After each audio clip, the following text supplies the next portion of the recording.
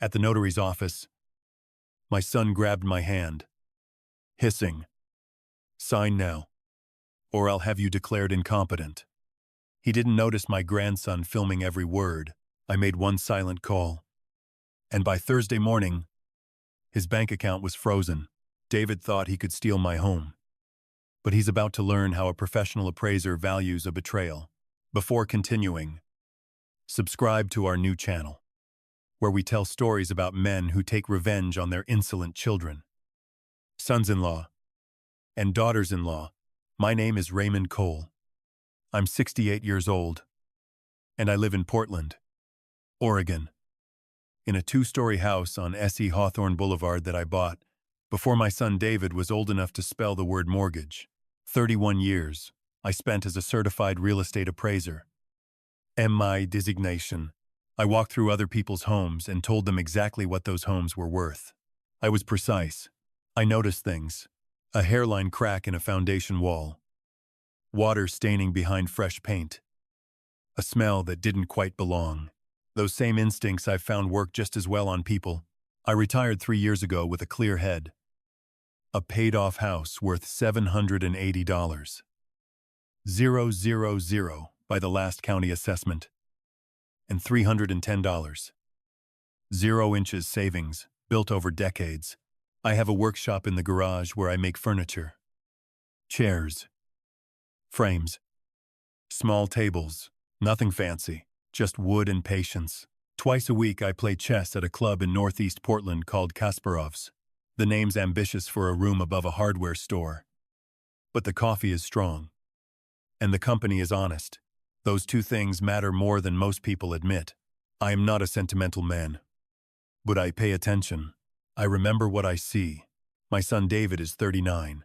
He has his mother's cheekbones and my stubbornness. A combination that served him well when he was young and serves him considerably less well now. When David was 12, he used to wait by the front window when I worked late, watching for my headlights to come up the street. He told me that once at a Christmas party, feeling generous with memory, I've held on to that image ever since. It makes what came later harder to understand. His wife, Christine, is 36, with precise blonde highlights, and a smile that is more architecture than emotion. She works as a freelance interior designer. Income, anywhere from $1, $200 to $3, $500 a month, depending on which client she's charming that season. She has opinions about everything in my house. The furniture is dated, the kitchen layout is inefficient, the living room walls are a shade she calls unfortunate. She delivers these observations with warmth, with evident concern, with the comfortable tone of someone doing you a considerable favor. They moved in 2 years ago. The stated reason was practical. Their lease had ended. The rental market in Portland was brutal. It would only be a few months. I believed them because David was my son, and I had no particular reason not to. I gave them the master bedroom upstairs. It had an ensuite bath and told myself I preferred the smaller room on the ground floor anyway. That was even true in the beginning. The first month was unremarkable. The second month, Christine rearranged the living room furniture for better flow. I came home from the chess club one Tuesday evening to find my armchair, 11 years old, exactly the right angle for my lower back, pushed into the corner like a piece of evidence being set aside. I moved it back the next morning without comment. The third month, she replaced my kitchen curtains while I was at hardware store. Very elegant, very much not mine. By month 4, my garage workshop key was no longer on the hook by the back door. David said, "Christine must have moved it for safety." Christine said she thought I'd put it somewhere myself. Neither of them looked directly at me when they answered. I found a spare in a kitchen drawer and made no further comment. I am by nature a man who lets things accumulate before he moves. I watch. Ikatalog. I wait for the pattern to become undeniable before I name it. It's the appraiser in me. You don't write a number on a form until you've walked the entire property and seen every room. By the end of that first year, I had walked every room of this particular property. I had formed a very clear opinion. The turning point came on a Tuesday morning about 6 weeks ago. I was up at 6:00 as usual and went downstairs to make coffee. A single sheet of paper sat on the kitchen table. It was face up. which meant either David had left it carelessly or he wanted me to see it. I picked it up and read it. It was a printed template for a quick claim deed. My address in the property description field, 2847 S.E. Hawthorne Boulevard, Portland, Oregon. My name in the grantor field. David's name in the grantee field. The signature line at the bottom, blank. I read the document twice. I set it back on the table exactly as I'd found it. Facciop. Same angle. I poured my coffee. I stood at the kitchen window and looked at the backyard for a while. At the apple tree I'd planted, the year David started middle school, and the rose bed along the fence that my wife had designed before she passed. Then I took my coffee to the garage, sat down at my workbench, and thought for a long time. The document wasn't signed, but it existed. Someone had typed it, formatted it, printed it. Someone had thought this through far enough to put my name on a legal form transferring my house to my son. I picked up the piece of walnut I'd been shaping into a picture frame and ran my thumb along the grain. Smooth in one direction, rough in the other. I know how wood works and I know how people work. 2. I put the frame down, went back inside, and waited to see what came next. It came 3 days later at dinner. Christine had made pasta. The expensive kind with a cream sauce she'd been careful to mention took 40 minutes. David opened a bottle of wine I recognized from my own rack in the basement. Though neither of them noted that detail, the table was set properly. Cloth napkins, candles. I registered all of it and said nothing. We were halfway through the meal when David set down his fork with the deliberate care of a man who has been rehearsing something. "Dad," he said, "Christine and I have been thinking about your situation." My situation. I took a sip of wine. My wine. And waited. The house is a lot for one person. He continued. Upkeep. Property taxes. The yard. And you're not getting younger. He offered a small, practiced smile when he said it. The kind that wants to look affectionate but lands closer to clinical. We think it makes sense to get things organized. Legally, a lot of people in your position transfer property to their kids early before there are any complications. Complications, I said. The estate stuff? Christine said in the careful voice she uses when she wants to sound helpful. Each word given extra room as though she suspects I might need a moment to catch up. It's just simpler. We're already here. It's already our home, in every practical sense. The paperwork would just make it official. Our home. I looked at my pasta. I'll think about it, I said. David nodded. Christine smiled. The candles flickered. After I did the dishes, a habit I haven't managed to give up even now that I've apparently become a guest in my own home. I told them I was going out. David said, "Sûr." Without looking up from his phone, Christine said, "Don't stay out too late." With a warmth that raised the hair on my arms, Idroveto Kasparov's. There's a photograph on the wall at the chess club. Old. Black and white. A man bent over a board with a focused expression of someone who has already decided the outcome. 3 moves before his opponent understands the game is finished. I've sat under that photograph for 2 years and never thought much about it. That night, I thought about it quite a bit. I lost both games. Wald, the retired electrician who beats me roughly 60% of the time, was polite enough not to mention I was playing like a distracted man. I wasn't really playing. I was thinking about a printed quitclaim deed on a kitchen table, and a dinner conducted with the brisk efficiency of a business meeting, and the particular quality of my son's smile when he said, "You're not getting younger." I thought about David 8 years ago, before Christine. Though this isn't entirely about her. He came to Thanksgiving alone and we stayed at the kitchen table past midnight. He was worried about money, about whether he was good enough at the job he'd just started. He asked what I thought. I said he was smarter than he believed. But he needed to stop spending money to feel confident. He laughed, then said, "I just don't want to end up starting from zero." I told him he wouldn't. I believed it when I said it. That night at Kasparov's, it felt like someone else's memory. After the second game, I stepped to the back of the club and called my daughter Linda in Seattle. Linda is 44. Practical. Efficient. Allergic to drama. Which means she and David have always maintained a careful distance. She lives in Seattle with her husband Marcus and her son Cody. Sergio. Finishing his first year at Portland State University. We talk once a week. Brief calls. She doesn't ask questions she doesn't want answers to. "Hey, Dad," she said when she picked up. "Hey. How's Marcus?" "Fine. Busy. What's going on?" I'd thought on the drive over about how much to say, and I'd decided not much. Not yet. I needed to understand exactly what I was dealing with before I started explaining it to anyone. "Nothing urgent," I said. "I just thought it might be good if Cody came to stay for a week or so. I've got a chair project in the workshop. Could use a second pair of hands, and I haven't seen him since Christmas." A short silence. Linda knows me. She knows I don't ask for company without a reason. "Everything okay?" she said. "I'm fine. I just think it would be good to have him around." Another pause. Then, "I'll ask him. He has a break coming up." "Good.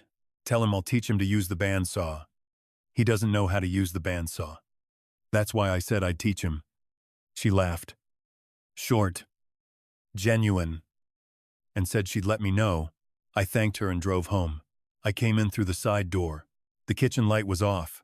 The living room light was still on. I pushed open the door and stopped. The living room walls, warm cream since 2009, were now sage green, fresh, still faintly tacky near the baseboard trim. Christine stood on a step stool in the corner, pressing a roller into the edge with the calm, methodical concentration of someone who has already decided this is entirely permitted. She turned when she heard me. "Oh, Raymond. What do you think?" She tilted her head and considered the wall with visible satisfaction. "I found that paint in the garage. It was just sitting there. I figured why not put it to use? It's so much more current." "Don't you think?"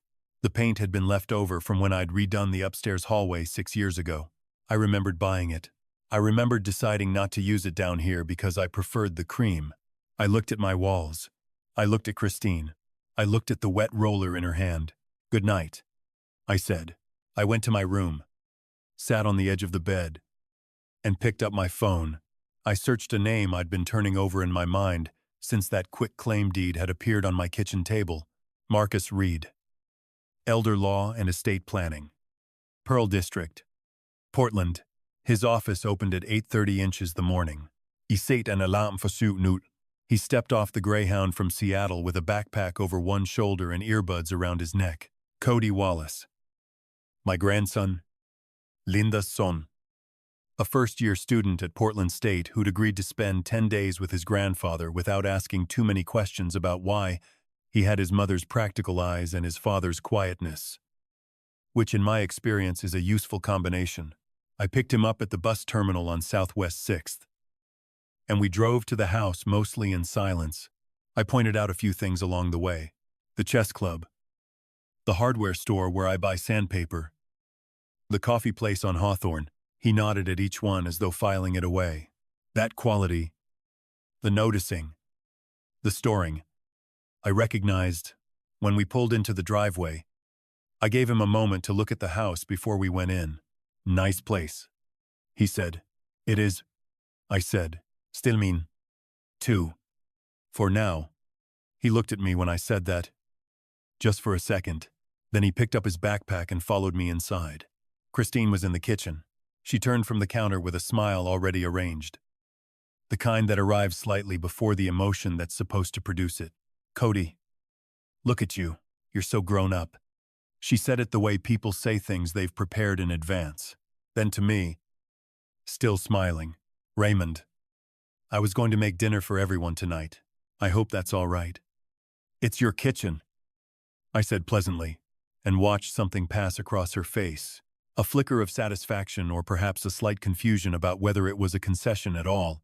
I went to show Cody the guest room. We ate together that evening. Pasta again. Christine seemed to have a rotating cast of 2 or 3 dishes she cycled through on special occasions. David arrived home at 6:45. Jacket still on. Keys dropped on the kitchen counter without looking where they landed. He gave Cody a handshake and a shoulder clap, the greeting of a man performing warmth for an audience. Good to see you. Buddy, how's school? Good, Cody said, still doing communications. Computer science. Right. Right. David poured his own glass without offering to fill anyone else's and began talking about his week. A deal he'd nearly closed. A difficult client. Numbers not adding up. Christine listened with the steady attention of someone who has heard this particular monologue many times. I ate my pasta and watched them both. What I noticed over the course of that dinner was something I'd been aware of in pieces, but hadn't fully assembled until I had the contrast of Cody sitting beside me. Cody asked me questions, simple ones about the workshop, about the chess club, about a repair I'd mentioned to the back fence, not out of obligation, out of actual interest. He leaned slightly toward me when I answered. He laughed at the right moments. David, across the table, ask me nothing. Once you notice a thing like that, you cannot unnotice it. After dinner, I took Cody out to the garage. I showed him the walnut frame I was finishing, the bandsaw, the lathe I use for chair legs. He picked up tools carefully and set them down the same way, which told me his mother had raised him right. We worked for about 40 minutes. I showed him how to read grain before you cut, and then we sat on the 2 stools by the workbench. I told him what I needed to tell him. Not everything. Just enough. I told him that his Uncle David had been applying some pressure regarding the house. I told him there might be a situation over the next week or so where I would need someone nearby who could— I chose the word carefully. Document things. I told him I wasn't asking him to do anything, except be present and keep his phone charged. He looked at me steadily. Keep my phone charged, he repeated. And with you at all times. Okay, he said. No drama. No questions I wasn't prepared to answer. Just the one word. The way his mother says things when she's already made a decision. I might be making a fuss over nothing. I said, somehow I don't think so. He said. I didn't argue the point. The next morning, David knocked on the door of the reading room I use as an office. He had a manila folder in his hand. Got a minute? Dad. I put down my book. I have several. He sat across from me and placed the folder on the side table with the deliberate care of someone presenting evidence. Inside was a multi-page document. He slid it toward me. Durable power of attorney. He said, I had it drawn up. If anything ever happens to you medically, I can make decisions on your behalf, handle finances. The house. Purely protective. I picked up the document and read the first 2 pages at a normal pace, then slowed down considerably on pages 3 and 4. On page 4, there was a clause granting David authority to execute real estate transactions on my behalf without requiring my separate approval for each transaction. Purely protective. I said, exactly. He smiled. The same architectural smile Christine uses. Built for display rather than expression. A lot of people your age have this kind of arrangement. It's just practical. I picked up the folder and said, I'd like to read it properly before making any decisions. Of course, he said. Take your time. He left. I put the folder in my desk drawer, looked out the window at the apple tree for a while, then picked up my phone and dialed the number I'd written on the back of a grocery receipt at Kasparov's 3 nights ago. Reed Law Group, said the voice on the other end. I'd like to schedule a consultation with Mr. Say. Reed, I said, as soon as possible. The earliest opening was in 2 days. I took it without hesitation. The Reed Law Group occupied the 4th floor of a building in the Pearl District. The elevator had the particular quiet that expensive buildings maintain. I arrived 10 minutes early and sat in the waiting area with the manila folder, the quitclaim deed printout, and my bank statements in a leather portfolio I've owned since 1997. Marcus Reed came out himself. Ushar. Compact. Unhurried. The manner of a man who has heard a great many stories and learned to sort them quickly. Gray at the temples. Firm handshake. An office with West Hills view. And a bookshelf that looked genuinely red. He sat across from me, folded his hands on the desk, and said, "Tell me what's happening." I told him, brief and specific. Facts, sequence, supporting details. I placed the quitclaim deed on his desk. Then the power of attorney.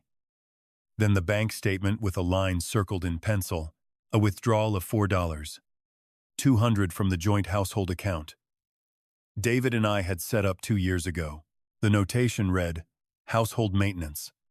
I had not authorized it, had not been told about it, had not seen a receipt for anything it might have covered. Read each document the way lawyers read things. Deliberately, with particular attention to the clauses that look routine. When he set the last one down, he was quiet for a moment. "Mr. Cole," he said, "what you're describing falls under Oregon Revised Statute 124. 이바이슈. Financial abuse of a vulnerable person. The unauthorized withdrawal is a civil matter on its own. Combined with the documents and the pattern you've described, the quitclaim deed, the power of attorney, the progressive control over your living situation, you have the foundation for a civil action." "What does that mean practically?" I asked. "It means we can file a civil complaint, seek restitution of the $4, lambe, and pursue injunctive relief to protect the property." He paused. "Documents alone won't give us the strongest case. However, we need evidence of coercion, direct statements, pressure being applied explicitly." "How do I get that?" "Oregon is a one-party consent state," he said. "You can legally record any conversation you're a participant in without notifying the other party.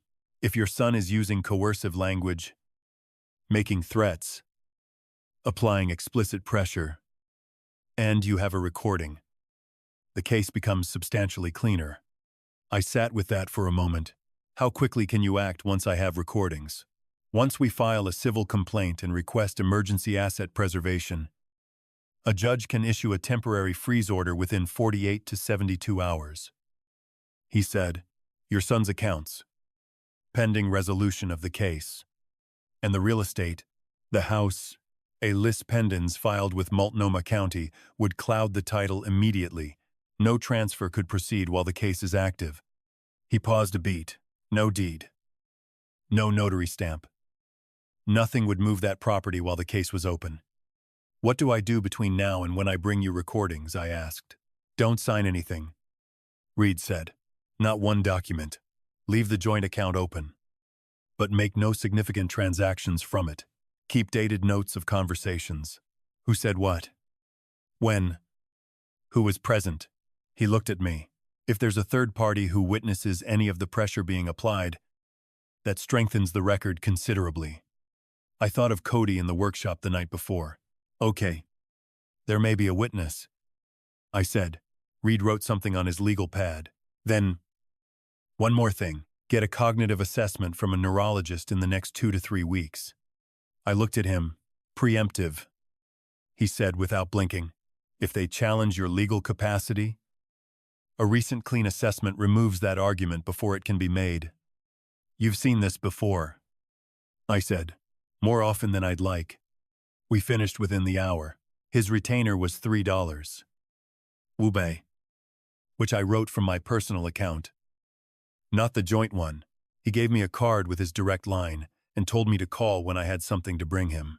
I came down in the elevator and stood in the lobby. To my left was a narrow electronics store with recording devices in the window display. I went in. The clerk knew his inventory. I said I needed something small, clear audio in a conversational setting. A room or a dinner table. He showed me 3 options. I chose a Sony unit about the size of a lip balm tube, 12 hours of battery. Voice activation mode. 47美元. Cash. I drove back through the Pearl District and thought about something Reed had said near the end. Almost in an aside, the strongest cases are the ones where the other side doesn't know they're building it for you. David had been building mine for 2 years. The quitclaim deed face up on the table. The workshop key. The curtains. The paint. The $4. Lambe. The power of attorney with its clause on page 4. All of it documented. Dated. Specific. All he needed to do now was keep going. Based on everything I knew about my son, I was quite confident he would. I pulled into the driveway on S.E. Hawthorne and sat for a moment with the engine off. Through the front window, I could see Christine in the sage-green living room rearranging the bookshelf that used to hold my reference collection. Through the kitchen window, Cody sat at the table with a textbook, apparently unbothered by everything happening around him. I got out of the car, put the recorder in my shirt pocket, went inside. "How was your afternoon?" Christine called from the living room. "Productive," I said. I went to the kitchen, poured a glass of water, and looked out at the apple tree. The recorder sat against my chest. $47 and 12 hours of silence, waiting to become something worth a great deal more. The next conversation was already on its way. I just had to let it arrive. The neurologist's office was in a medical building on Southwest Barber Boulevard, 3rd floor. With a waiting room that smelled like hand sanitizer and carpet cleaner, I'd made the appointment myself 2 days after the meeting with Reed. Telling David and Christine I had a routine checkup. That wasn't entirely inaccurate. Dr. Patricia Ewan was thorough. She spent 40 minutes running me through cognitive assessments. Word recall, sequence memory, spatial reasoning. The standard battery. She asked about sleep. DEET. Any history of confusion or disorientation? I told her I'd been sleeping fine, eating regularly, and that the only confusion in my life was deliberate and belonged to other people. She didn't ask me to elaborate on that last part. When she was done, she said, "My cognitive function was well within normal range for my age. Sharp, actually, was the word she used. She'd have the written report ready within a week." I thanked her and drove home. I put the appointment receipt in the folder with the bank statement and the power of attorney. And I put the folder in the locked drawer of my workbench, the one whose key stays in my front pocket. That evening at dinner, I told David I'd been thinking about his proposal. He set down his fork. Christine looked up from her phone with the careful attention of someone who had been waiting for a particular sentence for a while. "I think you're right," I said. "Getting things organized makes sense. I don't want complications later." I kept my voice easy, unhurried. I do want to do it properly, though, through a notary. I'm not comfortable signing something at a kitchen table. David's shoulders lowered about half an inch. "Of course," he said. "Absolutely. We can arrange that. I'll need a few more days to review the documents." I said, "I want to make sure I understand everything I'm signing."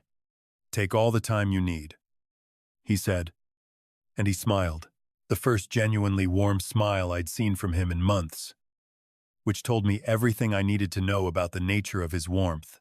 Christine reached across the table and patted my hand once. "We just want what's best for everyone," she said. I looked at her hand on mine and thought, "I know exactly what you want. I've known for 6 months. I appreciate that," I said. Over the next several days, I played the role Reed had outlined, cooperative, slightly uncertain, the kind of man who needed encouragement. I asked David questions about the quick claim deed in the evenings. Practical questions, the kind a confused older person might ask, and I let him explain things to me patiently while the Sony recorder sat in my shirt pocket, capturing every word. He explained 3 times across 3 separate evenings that if I didn't get the transfer completed soon, there could be complications with your estate.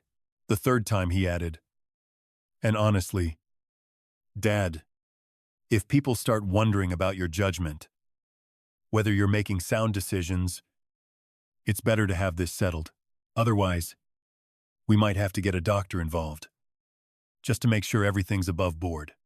I let a pause fall between us. "I understand," I said. I drove the SD card to Reed's office the following morning. His assistant, a woman named Karen, accepted it at the front desk, with a matter-of-fact efficiency of someone accustomed to receiving sensitive materials. I didn't need to go upstairs. "Mr. Reed will review these today," she said. "Good," I said, and went back to the car. Reed called me 2 days later. I took the call in the workshop with the door closed. 3 recordings. He said, "The third one is what we need."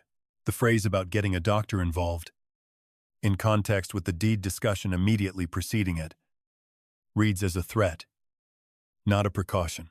Combined with the bank withdrawal and the documents, we have a solid foundation. He paused. I've drafted the civil complaint under ORS 124, 110, and the motion for asset freeze. I'm holding them, ready to file the moment you give me the signal. Not yet, I said. We need the notary appointment first. Agreed. One more piece of evidence from a neutral witness would be ideal. The notary appointment came through 4 days later. David had arranged it himself. Betty Chavez, a private notary with an office on the 5th floor of a building on Southwest Morrison. He texted me the address with 3 exclamation points, which told me he'd been more anxious about this than he'd shown. That night, I went to the workshop and finished the walnut picture frame I'd been working on for 3 weeks. The carved leaf border along the outer edge, the smooth rabbit cut along the inside, the French polish I'd been building up one thin coat at a time. I held it under the bench lamp and checked every corner. It was good work. The kind that lasts. I set it down, switched off the lamp, and went to bed. Tomorrow was the notary appointment. I made one more stop before bed. I went to the kitchen, filled a glass of water, and stood at the window for a moment looking out at the backyard. The apple tree, the rose bed, the dark outline of the workshop, everything where it had always been, everything still mine. I went to bed. The building on Southwest Morrison was a 7-story office block from the 1980s, the kind with dark glass and a lobby that echoes. We rode the elevator in silence. David in his good blazer, Christine in a cream blouse she'd pressed that morning. I'd heard the iron. I was in the same gray jacket I wear to chess club. I hadn't pressed anything. The 5th floor was quiet. Betty Chavez's office was at the end of a carpeted hallway, a frosted glass door with her name in simple black letters. I noted the wide glass panel beside the door that looked out into the corridor. You could see the whole office from out there, and you could see the whole corridor from inside. Cody was already in the building. He'd taken the bus downtown an hour before us, texted me when he arrived. I hadn't told David or Christine he was coming. He wasn't coming to the appointment. He was coming to sit in the corridor and keep his phone camera aimed at the glass panel. Betty Chavez was 58. Compact and precise, with reading glasses on a chain and the unhurried manner of someone who had notarized a great many documents and had no interest in being rushed through one more. She shook hands with each of us, directed us to the chairs across the table from her desk, and set the quitclaim deed on the surface between us with the flat efficiency of a dealer laying down cards. "Mr. Cole," she said to me, "I'll need you to confirm you're signing this of your own free will without coercion of any kind." "Of course," David said immediately. Chavez looked at him over her glasses. "I was speaking to your father." David sat back. I pulled the document toward me and began to read. I read slowly. This was not performance. A quitclaim deed transferring a $780,000 property deserves to be read carefully. And I have read a great many property documents in my life. I read the legal description of the parcel. I read the grantor and grantee fields. I read the consideration clause, which stated a transfer amount of $10, which is the standard nominal figure used when a property is transferred between family members to avoid a proper market value transaction. $10 for a house I'd spent 31 years paying for. I turned to page 2. David shifted in his chair. I could hear it. I didn't look up. Christine crossed and uncrossed her legs. I caught the movement in my peripheral vision and kept reading. I read the covenant clause. I read the notarial acknowledgement section at the bottom. I turned back to page 1 and reread the legal description of the parcel because I wanted to confirm the lot dimensions matched the county records. They did. I set page 1 flat on the table and considered page 2 again. The silence in the room had a particular quality by this point, the quality of pressure that had been building in a confined space and had nowhere to go. Then David leaned forward. He reached across the table and closed his hand around my wrist. Not hard enough to bruise, but firmly, the grip of a man who had made a decision. "Sign it now," he said low and flat through his teeth. or I'll call a doctor to have you declared incompetent." Betty Chavez went very still. The room went the way rooms go when something happens in them that can't be taken back. A sudden vacuum. As if the air itself had pulled away from the moment. I looked at David's hand on my wrist. I looked at his face. Joe set. Color up slightly in his neck. Eyes with that particular quality of someone who had stopped pretending. I had watched this face my entire adult life. I had seen it frustrated, proud, dismissive, calculating. I had never seen it like this. I looked at him for a long moment. I said nothing. Christine had gone rigid in her chair. Her hands were clasped in her lap, knuckles pressed together. She didn't speak. Betty Chavez placed her pen on the table with a careful, deliberate movement. She took off her reading glasses.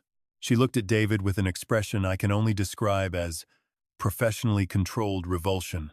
"I'm not able to continue this session," she said quietly. David released my wrist. He sat back. Something moved across his face. Not regret. Not quite, but the first flicker of understanding that something had just gone wrong. He looked at me. I held his gaze and said nothing. There was nothing left to say that the room hadn't already heard. Chavez stood. "I'll need everyone to step out. I have another appointment." We filed into the corridor. David first, then Christine, then me. The hallway was carpeted and quiet and empty, except for a young man sitting in a chair near the elevator with his phone face down on his knee. Earbuds in. Looking at the ceiling. Cody didn't look at me. I didn't look at him, but as I passed, I saw the screen of his phone face down on his knee. The camera indicator light was off now. It had been on when we'd arrived. David was already pressing the elevator button. Shoulders tight. Not speaking. Christine stood beside him with her arms folded, staring at the floor indicator above the doors. She had the look of someone recalculating, running numbers that weren't adding up the way she'd planned. The elevator arrived. The doors opened. I said I needed a moment and stepped toward the window at the end of the corridor. I heard the elevator close behind them. I stood at the window and looked out at Southwest Morrison Street, at the traffic and the gray Portland sky, and I felt something settle in my chest that had been unsettled for a very long time. In my jacket pocket, my phone was already in my hand. I had a number to dial. Cody was sitting in a chair near the elevator with his back straight and his phone face down on his knee. When I came through the door from Chavez's corridor, he looked up, and the first thing he did was turn the phone over and hold the screen toward me. The video had captured everything through the glass panel beside the office door. The angle was slightly elevated. He'd held the phone at chest height, which gave a clear line of sight to the table. You could see David leaning forward. You could see his hand close around my wrist. You could see Betty Chavez go still. The audio, even through the glass, was clear enough. "Sign it now, or I'll call a doctor to have you declared incompetent." I watched it for 7 seconds. Then I handed the phone back. "Good," I said. Cody slid the phone into his jacket pocket without a word. I took out my own phone and dialed Marcus Reed. He picked up on the third ring.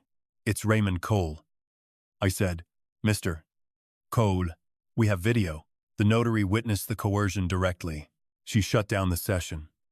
A brief pause. Reed didn't celebrate. He said, "I'll need the video file transferred to my office by end of day. Secure email. I'll send you the address. You'll have it within the hour." "Good. I'll file the complaint and the motion for asset freeze tonight. The court clerk's office accepts electronic filings until midnight." "Do it," I said. "Understood." Another pause. "Shorter, Mr. Cole. This is a strong position." "I know," I said. "That's why I was patient." I ended the call and put the phone back in my jacket. The elevator arrived. I heard it open down the corridor. Then I heard voices. David's, low and even, and Christine's, clipped and reassuring, and the sound of the doors closing again. I didn't move from the window. Southwest Morrison Street below was its ordinary self. A delivery truck double-parked on the corner. A woman with a stroller waiting at the crosswalk. The light cycling green. Ordinary Tuesday afternoon. The city going about its business while mine had just concluded. I've spent a career walking through buildings that other people thought they understood. Houses where the foundation was compromised. where the framing had been patched to look sound, where the price tag bore no relation to the actual condition of the structure. The job was to see past the presentation to the underlying reality, to document what was actually there, not what the seller wanted you to see. I had just documented what was actually there. Cody appeared at my elbow. He'd been leaning against the wall a few feet away, giving me space, and now he moved to stand beside me at the window. "You okay?" he said. "I'm fine." He looked out at the street for a moment. "What happens now?" "Now we go home," I said. "And we wait." We took the stairs down rather than the elevator. On the way out, I noted the building directory in the lobby. Chavez Notary Services, Suite 507, listed in plain block letters. She'd been in that office for 11 years. According to her website, 11 years of watching people sign documents. I doubted she'd seen many afternoons like this one. We drove home in Cody's car. He'd parked a block over on Southwest 4th. On the way, he transferred the video file to a secure upload link Reed had sent to my email. We confirmed delivery before we pulled onto Hawthorne. David's car was in the driveway when we arrived. Christine's. 2. I went to the workshop. Cody went upstairs. I sat at the bench for a while without turning on the lamp. In the particular kind of quiet that comes after something large has been set in motion, and there is nothing left to do but let it move. The walnut frame I'd finished the night before was on the shelf above the bench. I looked at it for a while in the gray afternoon light coming through the workshop window. About 20 minutes later, Cody knocked and pushed the door open. He was carrying 2 mugs. Coffee the way I take it, which means he'd paid attention at breakfast when I made mine. He set one on the corner of the bench and leaned against the door frame with the other. "David's upstairs," he said quietly. "He came home about 10 minutes after us. He and Christine are talking in the bedroom. Door closed." "What tone?" "Low. Controlled. She's doing most of the talking." That tracked. Christine had always been the strategist. David had the nerve. But she was the one who managed the plan when the plan needed adjusting. I imagined her running through options up there. Find another notary. Try a different approach. Press harder. She didn't know yet that that window for a different approach had closed at midnight when Reed's filing went through. "They think you didn't sign and got scared," Cody said. "I know." He was quiet a moment. Then, "How long before they figure out what actually happened?" "Thursday morning," I said, "give or take." He looked at me with an expression I recognized, the one where he was running the sequence forward in his head, working through the implications. He had his mother's analytical quality, Linda's way of reducing things to their components. I'd always liked that about both of them. "Okay," he said, and sipped his coffee. I turned on the bench lamp and looked at the walnut frame in the proper light. Then I heard the kitchen door open. David's footsteps crossing to the back of the house. He stood outside the workshop door for a moment. Neither Cody nor I spoke. Then his footsteps went back inside. I didn't go in for dinner. I wasn't hungry. The next 2 days passed with a particular quality of suspension, the way a house feels in the hour before a storm. When the pressure has dropped and everything has gone still, David and Christine were careful. No new documents appeared on the kitchen table. No conversations were started about the quick claim deed. David came home from work each evening. Dinner. Watched something on the television in the living room, and went upstairs. Christine scheduled 2 client calls and spent most of Wednesday in the study with the door closed. They believed the appointment had failed. They believed I hadn't signed. But that I was shaken. That another approach would eventually work. I could see it in the particular patience they'd adopted. The kind people show when they've decided to let the situation cool before pressing again. Managed retreat. Not defeat. They had no idea what had been filed the previous night. Wednesday evening. Reed sent me a confirmation message. Complaint filed under ORS 124. Ibaisher. Motion for temporary asset freeze. Submitted simultaneously to Multnomah County Circuit Court. The motion cited the bank withdrawal of $4. Lambe. The 3 recorded conversations establishing a pattern of financial pressure and competency threats, and the video from the notary's office as direct evidence of physical coercion. The requested freeze amount was $94. Lin. The the full extent of David's documented debt, sufficient to prevent dissipation of assets pending resolution. I read the message in the workshop on my phone with the door locked. Then I put the phone in my pocket and went back to polishing the walnut frame. There's a specific satisfaction in finishing something properly. The French polish had built up over 16 thin coats applied across 3 weeks, each one buffed down before the next was added. The result was a surface with depth, not a coating sitting on top of the wood, but something that lived inside it. You could see the grain and the figure, and the 20-odd years of growth that had produced them. I set the frame on the shelf and switched off the bench lamp. In the morning, things would change. I was in the kitchen at 6:30 when I heard David's alarm go off upstairs. The standard phone chime. 3 times. I heard him move around. Water running in the bathroom. I made coffee and sat at the table with the newspaper, which I still take in print, because screens at 6:30 inches the morning are an insult to the day. Atopt patruzeci și șapte. I heard footsteps on the stairs. Faster than usual, David came into the kitchen already dressed for work. Jacket on, khakis in hand. He stopped when he saw me. "Morning," I said. He nodded and went to the counter. He poured coffee without looking at me. Checked his phone. Set it down. Picked it up again. His jaw was tight. His movements had the controlled precision of someone managing something internally that they don't want visible. I turned a page of the newspaper. He left without finishing his coffee. 15 minutes later, I heard his car pull back into the driveway. He came back into the kitchen looking like a man who had driven to the ATM and encountered something he wasn't prepared for. The color in his face was wrong.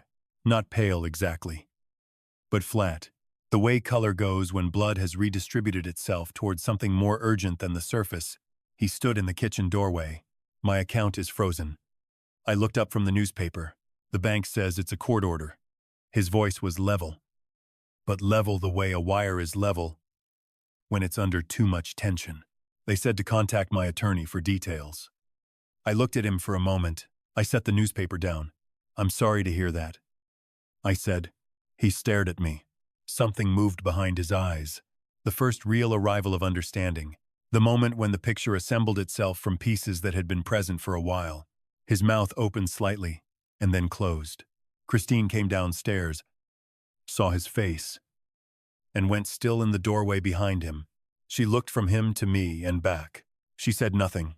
This was the first time in 2 years I'd seen Christine say nothing without making a visible effort to appear as though she wasn't saying nothing.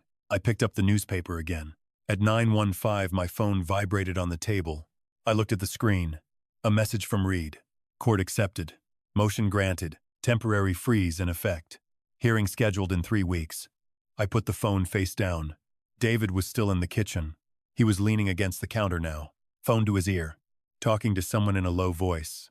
His bank or his own lawyer or someone who might explain what had just happened to the $94,000. He'd been counting on to manage his debt before the creditors started asking questions. Christine had retreated to the hallway. I could hear her quiet, quick footsteps on the hardwood. I finished my coffee. Then I got up, rinsed the mug, put on my jacket, and went to the workshop. The frame needed one last inspection in morning light.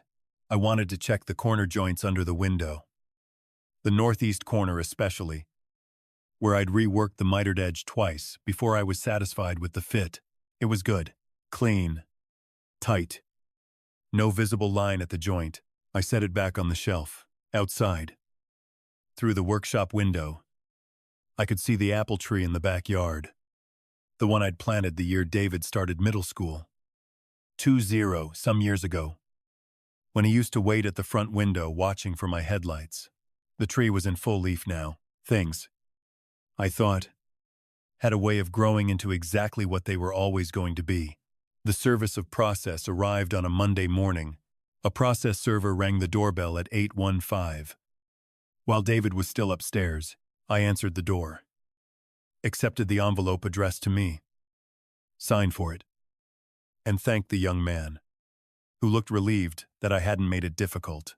I set the envelope on the kitchen table without opening it, and made myself a second cup of coffee. David came downstairs 20 minutes later. He saw the envelope.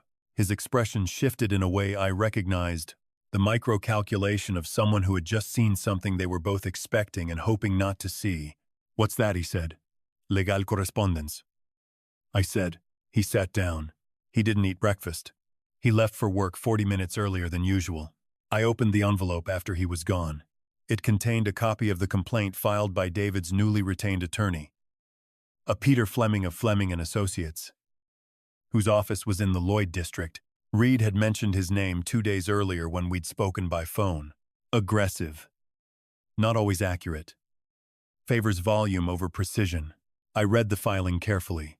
Fleming was contending that I had verbally agreed to the property transfer over several months, that any documents produced by the defendant were taken out of context, and that the video evidence had been improperly obtained and selectively edited. There was also a motion requesting a psychiatric competency evaluation for Raymond T. Cole.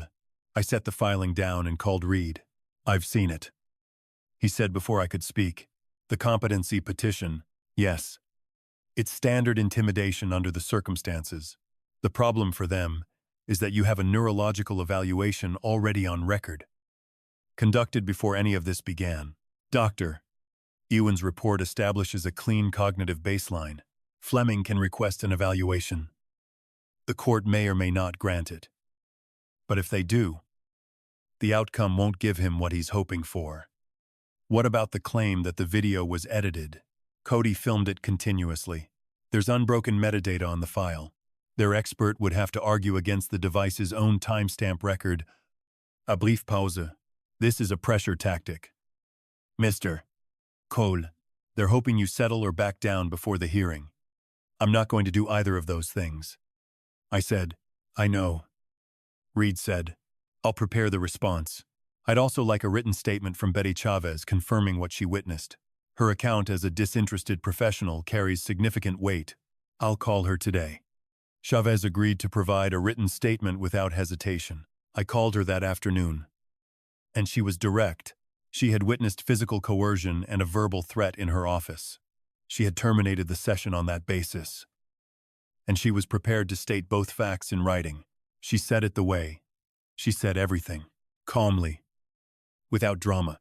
I thanked her, and she said there was no need to thank her for telling the truth. The written declaration arrived at Reed's office by the end of the week. Meanwhile, the atmosphere in the house on Hawthorne had shifted into something I can only describe as controlled deterioration. David came home and went upstairs. Christine spent more time on her phone. The pleasant, managed warmth she'd maintained for 2 years, the slow, careful voice, the architectural smiles, had thinned to the point where the structure underneath was visible. She was recalculating. I could see it every time she looked at me across the kitchen. The quick assessment behind her eyes, the search for a lever she hadn't tried yet. She didn't find one. What David found, apparently, was my daughter Linda's phone number. Linda called me on a Tuesday evening. 3 weeks after the court filing, I was in the workshop. "David called me today," she said. Her voice had the particular flatness it takes on when she's managing her reaction to something. "What did he say?" "He told me that you're not thinking clearly, that you've been manipulated by outside parties. I assume he means your attorney, into a legal action that will damage the whole family." A pause. He said if I helped smooth things over, he'd make sure I was included in any estate arrangements going forward. I let that sit for a moment. "What did you say?" I told him I needed to think about it and hung up. Another pause. Then I turned on the call recorder I've had on my phone since you told me what was happening. And I called him back. He said the same things again. More of them. Actually, he mentioned your savings account specifically. Said the two of us could come to an arrangement that would be fair to everyone. His words. I looked at the walnut frame on the shelf above my bench. 16 coats of French polish. Corner joints cut twice until they were right. "Can you send the recording to Reed?" I said. "Already did." Linda said, "About an hour ago. Reed called me the following morning. The recording from your daughter," he said, "constitutes an additional independent act of financial exploitation, this time directed at a second family member in furtherance of the original scheme. It significantly strengthens the complaint." He spoke with the same measured efficiency he always used. But there was something slightly different in his tone. The quality of a man who had just been handed a piece of evidence that had made his job considerably easier. Fleming's countersuit was weak to begin with. This closes the remaining gaps. Good, I said. The hearing is in 2 weeks. I'd like you in my office the Friday before to review the materials. I'll be there, I said. I put the phone down and went back to work. The Multnomah County Circuit Court on Southwest 4th Avenue has the deliberate heaviness of old courtrooms, the architecture of consequence. I testified in courthouses before, as an expert witness on property valuations. I knew the rhythm, the waiting, the careful language. The way time moves differently inside a proceeding. Reed met me in the corridor outside the assigned courtroom. He handed me a copy of the final exhibit list. I scanned it. 3 audio recordings, 1 video file with unbroken metadata, Dr. Ewan's neurological report, the bank statement showing the $4.200 withdrawal, the Chavez declaration, and Linda's recording, 8 pieces of evidence, each established independently, each pointing the same direction. Ready, Reed said. I've been ready since April. I said. Peter Fleming was a tall man in his 50s, with the practiced confidence of a litigator who wins on momentum and noise. He opened his presentation aggressively, claiming the case was a family misunderstanding, inflamed by an opportunistic attorney, that David had acted with my full knowledge and consent, that the video was the product of entrapment by a coached minor. He spoke for 11 minutes. Then Reed presented the evidence. The audio recordings first. 3 conversations, each clearly time-stamped, each containing David's voice stating variants of the same threat. The judge listened without expression. Then the video. The room was very quiet while it played. Sign it now, or I'll call a doctor to have you declared incompetent. You could hear every word through the glass. You could see Betty Chavez go still. You could see me say nothing. I watched David watch the video. He sat with his hands flat on the table. When it ended, he looked down. And that was the last time that morning he looked like a man with a plan. Christine was in the gallery behind the defense table. She had dressed carefully. Dark blazer. Composed expression. The full presentation. By the time the Chavez declaration was read aloud, the composition had developed a fault line, her hands pressed together in her lap, her eyes fixed on a point above the judge's head. When Linda's recording played, David's voice offering to include her in estate arrangements in exchange for her cooperation, naming my savings account specifically. Fleming leaned toward his client and said something low. David shook his head once.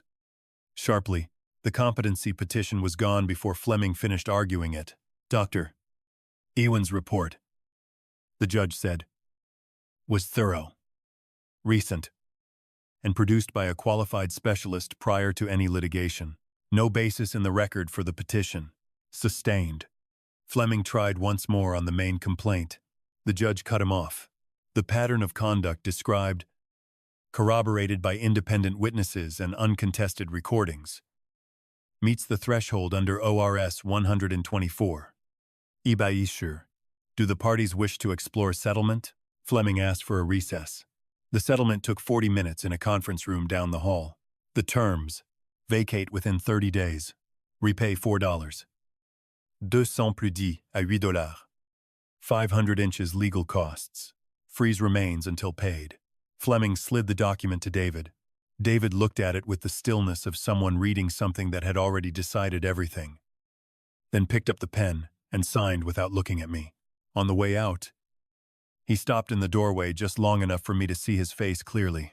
No calculation left. No managed presentation. Just a man who had run a plan to its end and found the end wasn't what he designed. I held his gaze and said nothing. He walked out. In the corridor, Christine was still near the far wall.